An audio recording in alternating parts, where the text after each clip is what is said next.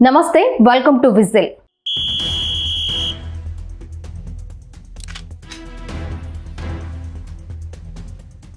అక్రమాస్తుల కేసులో 13 సంవత్సరాల క్రితం 16 నెలల జైలు జీవితం గడిపిన జగన్ రెడ్డి నాటి అక్రమ ఆస్తుల ప్రభుత్వ విలువ 40,000 కోట్లు. అంటే మార్కెట్ విలువ ఆనాడే కనీసం 1,00,000 కోట్లు ఉంటుంది. 13 సంవత్సరాల కాలంలో హైదరాబాద్ చుట్టుప్రక్కల భూముల ధరలు ఊహకు అందనంత పెరిగాయి. మరి ఆనాటి 1,00,000 కోట్లు కనీసం సంవత్సరానికి 20% లెక్కన 13 సంవత్సరాల పాటు ఎన్ని రెట్లు పెరుగుంటుంది? మీ క్యాలిక్యులేటర్ పనిచేయదు. అంతులేని జగన్ సంపద తెలిస్తే మీకు మతిపోతుంది. ఈ లక్షల కోట్లకు అదనం గత 5 ఏళ్ల నిలువు దోపిడీ. ఆనాటి అక్రమాస్తుల కేసులో 6 ఏళ్ల తరువాత కోర్టు గడప తొక్కిన జగన్ తీరుపై సీనియర్ జర్నలిస్ట్ మార్తి సుబ్రహ్మణ్యం మహానాడు పత్రిక కథనం నుండి ఈ వీడియో లాగ్.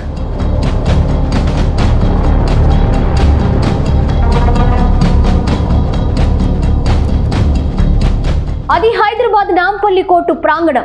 ఉదయం నుంచే పరిసర ప్రాంతాలు ఫ్లెక్సీలతో కళకళలాడుతున్నాయి.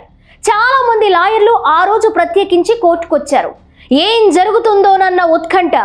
6 ఏళ్ల నుంచి కోర్టు ముఖం చూడని జగనన్నయ్యని పాపం ఎలా ఉన్నారో చూద్దామన్న ఉత్సుకత.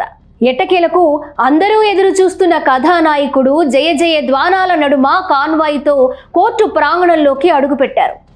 ఎప్పటి మాదిరిగానే చిక్కటి చిరునవ్వులు చిందిస్తూ 2 చేతులు పైకెత్తి ముకులిత హస్తాలతో నమస్కారం పెట్టారు. అంతే, ఒక్కసారిగా వీరాభిమానుల వీర విహారం. సీఎం సీఎం రప్ప రప్ప అంటూ నినాదాలు, కేరింతలు. దాంతో అన్నయ్య మురిసి మొక్కలైపోయాడు. హైదరాబాద్లో కూడా తనకు ఇంతమంది వీరాభిమానులున్నారా?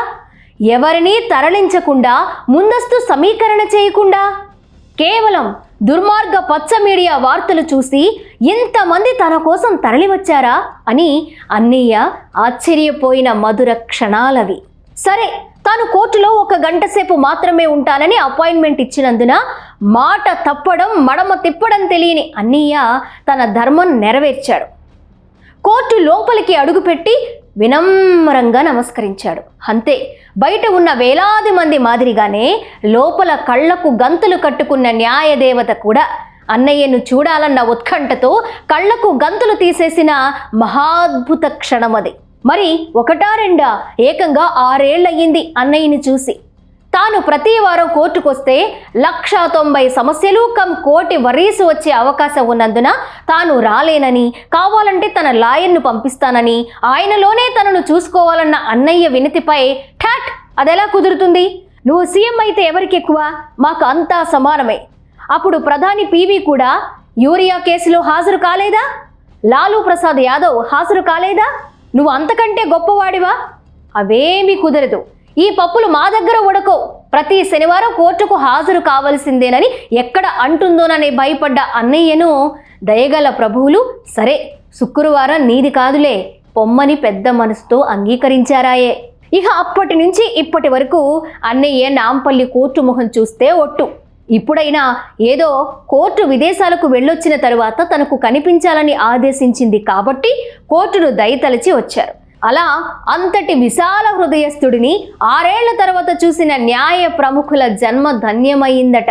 పనిలో పనిగా అన్నయ్య కూడా అవినీతి నిర్మూలన, న్యాయ వ్యవస్థను ఎలా బలోపేతం చేయాలి, అందుకు తీసుకోవాల్సిన చర్యలేంటి, త్వరితగతిన తీర్పులు ఎలా ఇవ్వాలన్న దానిపై చిన్నమాటి సందేశం కూడా ఇచ్చారన్నది సోషల్ మీడియాలో వెలువడిన వార్తలు.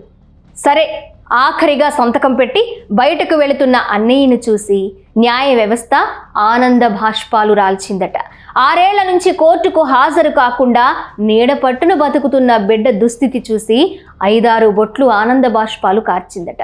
చివరిగా అందరి వద్ద సెలవు తీసుకుని వీలుంటే మళ్ళీ వస్తానని వీడ్కోలు చెప్పిన అన్నయ్య బయటకొచ్చిన వెంటనే ఆయన కోసమే కళ్ళు కాయలు కాసేలా ఎదురు చూస్తున్న రప్ప రప్ప బ్యాచ్ జయ జయ ధ్వానాల నడుమ ఊరేగింపుగా అన్నయ్యకు లోటస్ పాండ్ వరకు సెండ్ ఆఫ్ ఇచ్చినట్లు సోషల్ మీడియాలో వినిపించిన కబుర్లు.